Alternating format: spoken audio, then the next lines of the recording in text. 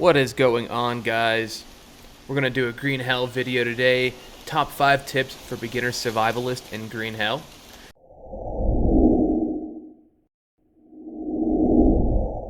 Number 5 is build a shelter and a fire.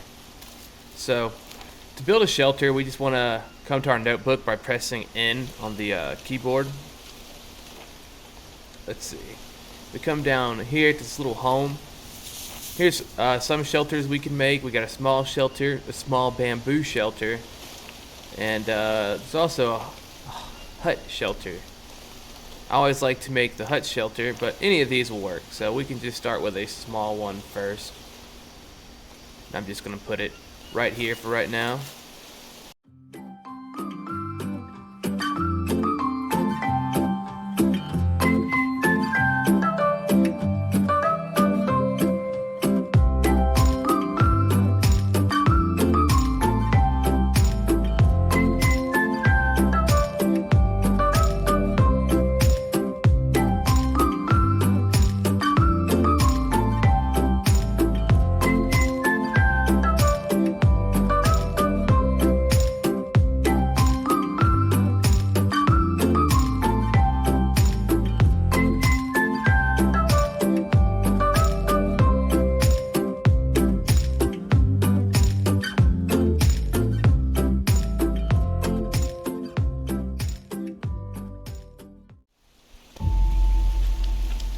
Alright, there is our small shelter.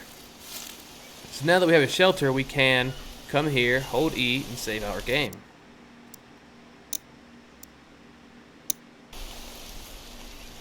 Alright, so now we got shelter, and we went over how to save. We need to make a bed now so we can sleep.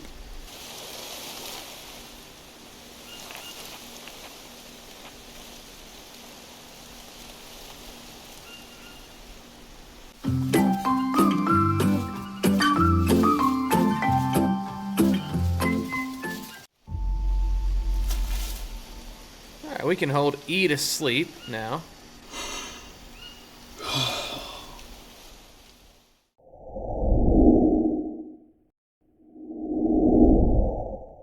Next, we are going to craft basic tools. The first tool that we will craft will be an axe. And this consists of a stick, a rope, and 2 stones. And if you need to get more basic than this, I believe you can take the rope out. Yeah, and just use a stick and 1 stone to make an axe. But with the rope, it'll be more durable, so I always suggest going ahead making this axe right here. So now that we have an axe, we can come chop down trees now to get resources.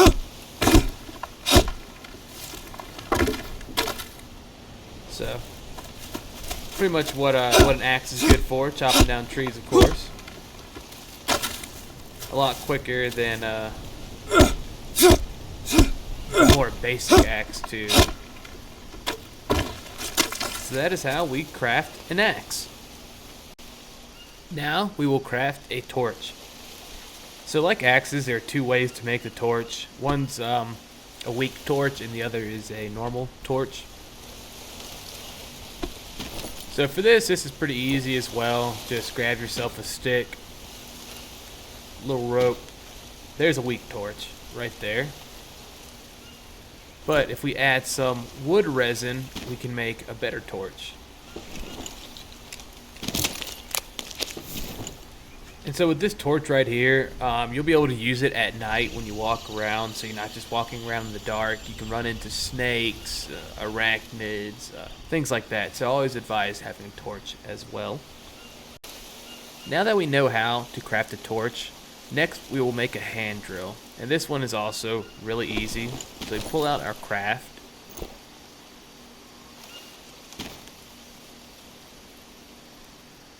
It'll be 1 normal stick and 1 small stick. And just like that, we can craft a hand drill. But this is not it. We need to do a little more. We need to have some more resources. So here I have my fire bow. Here's the hand drill that we just crafted. We come here, we use it, And then down here, we have to put some combustible materials. So I have bird nest down here, and you'll just insert your combustible material there. And that's how you start a fire. So you'll just come to wherever it is you want to start it. Say right here. And bam. That's how you ignite a fire and create a hand drill. Next is one of my favorite tools to use, which is the spear. And the spear is great when defending yourself against native attacks or like jaguars, anything like that. And also getting like snakes from a distance. So I have a long stick here in my hand. I'm going to drop it. Bring up the crafting menu. We're going to set our long stick right here. This right here, we can create a weak spear just with one long stick. Very basic. However, if we add a rope and a stone blade,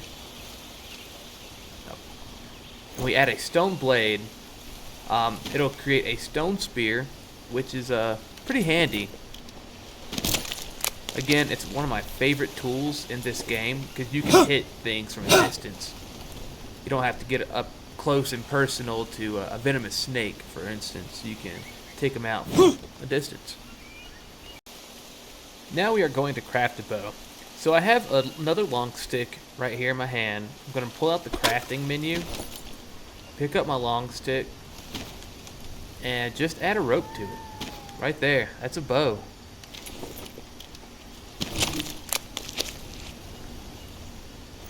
And we can see there's our bow.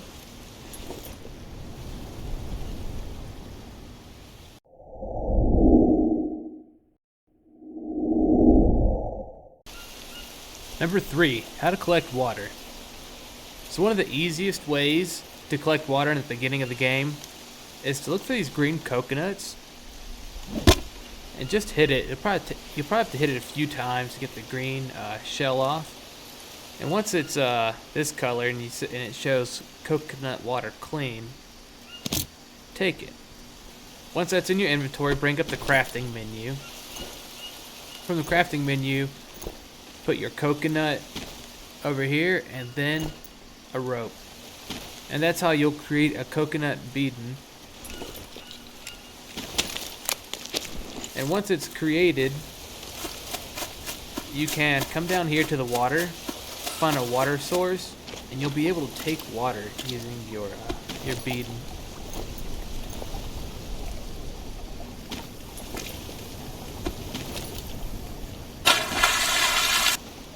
And that stores 40 hydration, but it has 2 parasites, so this water will still need to be boiled. Alright, now that we have a beading, now we need to boil our water to make sure it's safe. So you can use a tortoise shell if you have one, or a coconut bowl. And we'll need a fire too. And pour your water in here and wait for this meter to fill up. Alright, now that it's full, we can now drink this water to stay hydrated. And another way to collect water is to build one of these water collectors and put something with a basin underneath it. So right here I have the pot, but I could also put a tortoise shell down here. I don't think that the coconut bowl will work, but you're welcome to try it. And that provides you clean water that does not need to be boiled.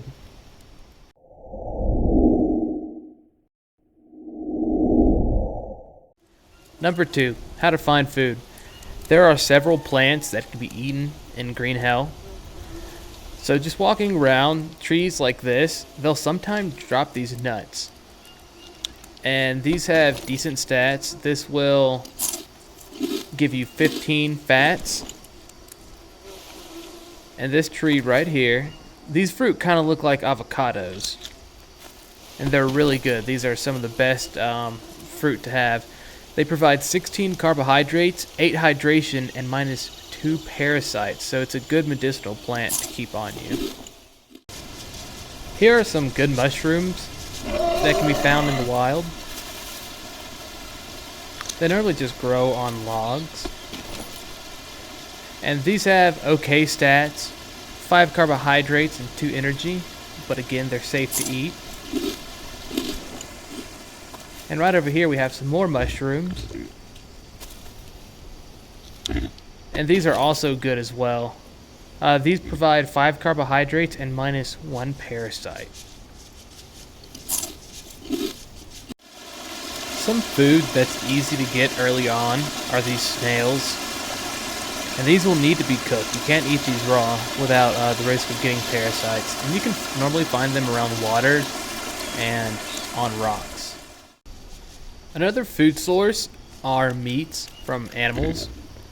So one of the best ways I've found is to build a trap like I have right here and put it on a path where animals walk and set it overnight, and then normally in the morning, if I have it in a good place, I'll wake up to an animal. So here we have peccary.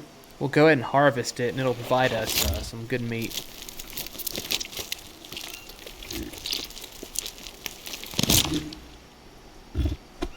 So that provided us with 3 raw meat that will need to be cooked. And it also provided us some bones as well, which we can use to make bone needles and other stuff. So another way to collect some meat is to kill a jaguar. So we have a jaguar here. If we use our bow, we can kill it.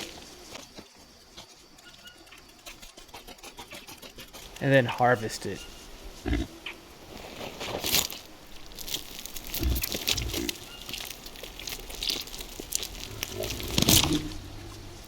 This will also provide us with bones and meat that we can.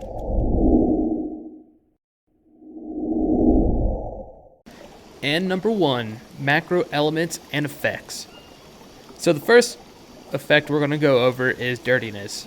So after skinning animals and doing various other things, you're going to get dirty. You can wait for it to rain to clean you, or you can just come to water and wash yourself. By washing yourself, this will help ensure that you don't get parasites whenever you eat. We have contracted a parasite.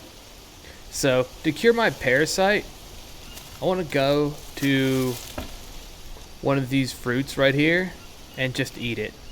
That right there will take care of 2 parasites.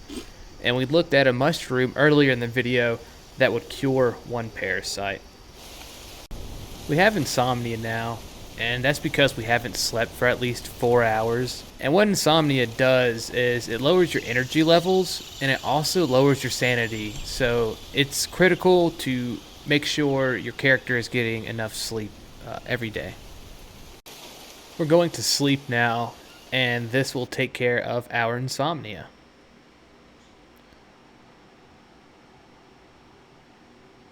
There we go, see? We have a few status effects on us. So here we can check our body out by going to inspect, hiding all armor, and we have a worm here, a laceration on this arm, and we also have some leeches. So the leeches are easy. As you see them, just pull them off, drop them on the ground. Now for lacerations, you're going to want to get those covered, and these can happen from like jaguar attacks. So here I have a honey dressing I'll use to put on here. And you can use just Mollinaria leaves, but having the honey on there helps prevent infections. And we also have a worm right here. So the way we take care of a worm is we come look at it and we use